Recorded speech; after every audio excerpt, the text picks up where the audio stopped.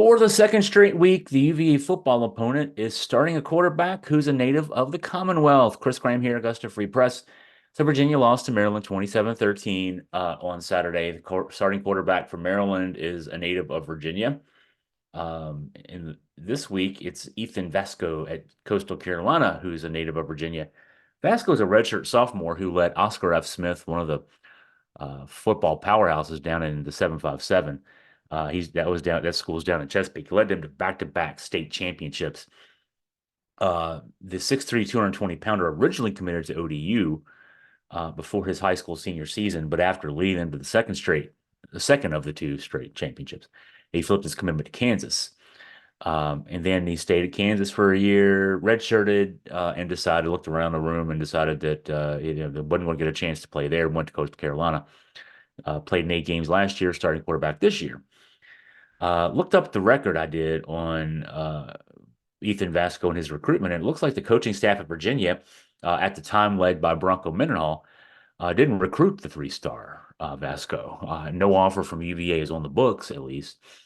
Vasco did get an offer from Virginia Tech under the then head coach Justin Fuente.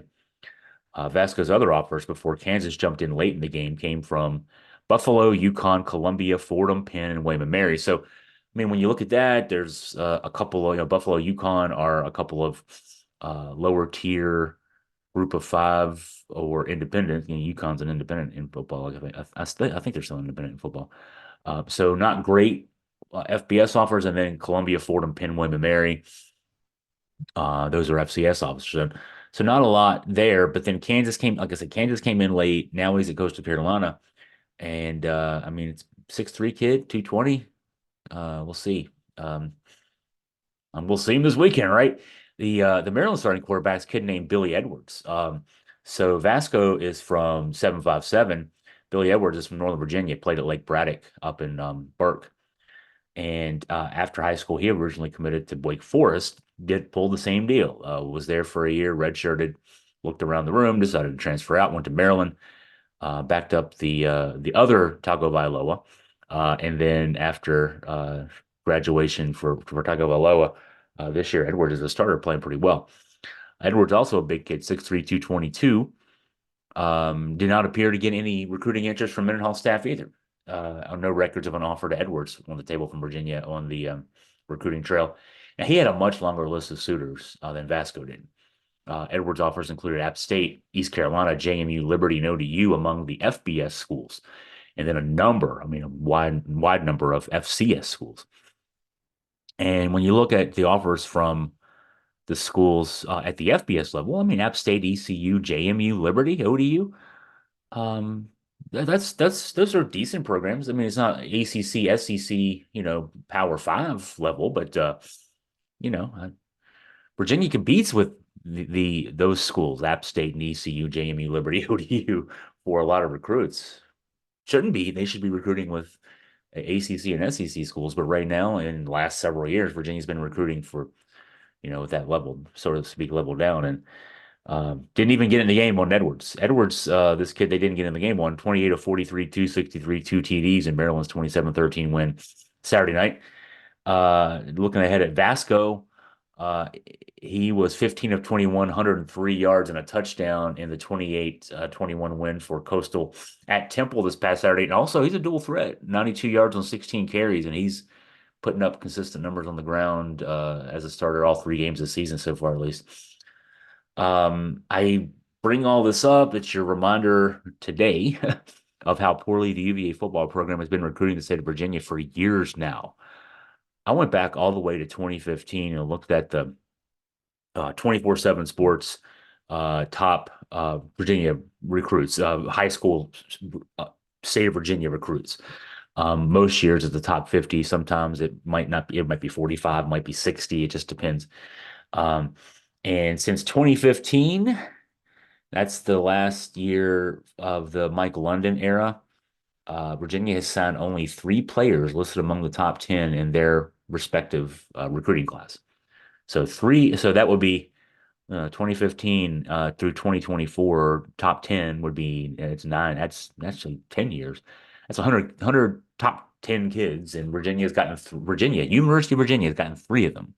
think back to the 80s and 90s and the success of the George Welsh regime. There weren't recruiting services that gave rankings to that level, but if they would have, Terry Kirby and Chris Slade, goodness, I'm going to leave some names off here. I'm going to leave it a lot of names off here. I got to go back to the Barbers, obviously, Thomas Jones, James Ferrier, Jamie Sharper. God, and I'm leaving 100. Sean Moore, Herman Moore. All those kids would have been top 10 kids, and that's I'm leaving a lot of names off there. Um, Three in the last 10 years, 10 recruiting classes. Bryce Carter, who has not unfortunately panned out for Virginia. He's a fourth year player. Didn't play last year, didn't play much in 2022. He was signed in 2021 along with Logan Taylor, who transferred out and after being around for just a short time with the UVA program. And then Cam Robinson, who is a star player on the defense for Tony Elliott's group. He was signed back in 2023. It's not looking much better going forward. I looked at the 2025 class. Tony Elliott was not able to get a commitment from any of the top 10 players in Virginia in the 2025 class.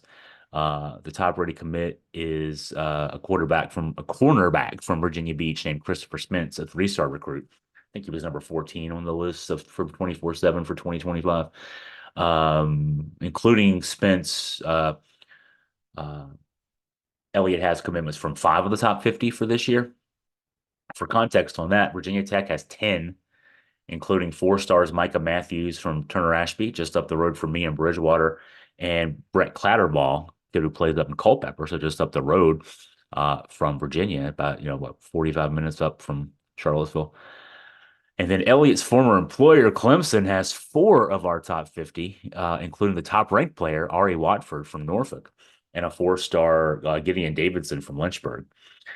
And then Maryland, still basking in the glow of its win from Saturday night, has commitments from 3 top 50, including, I think they're number 3 and 4, 2 4-stars, Jalen Gilchrist from Virginia Beach and Messiah Delam from Newport News.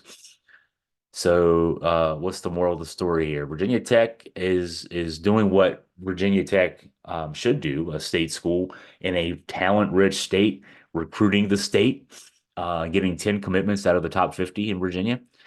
Clemson is doing what a national program should do, going to a nearby neighboring state and poaching the best talent there, not messing around too much with the 3 stars.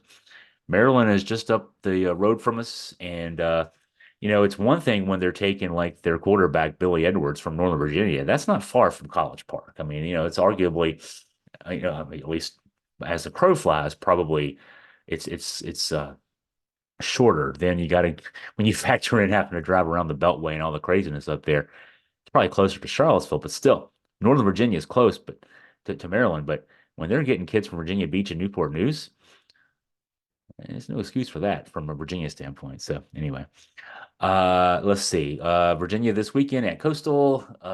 We'll have let's see. We'll have what Tony Elliott has to say in his presser tomorrow, Tuesday, about the game. Get some injury updates, updates on status of whatever in terms of playing time and that kind of thing. The two deep and all that. And then we'll get you ready later in the week for Coastal Carolina. Tell you a little bit more about what they do on the both sides of the ball. You got any questions for me? Any news tips? Anything you want me to look into? Please feel free to email me at chris@augustafreepress.com.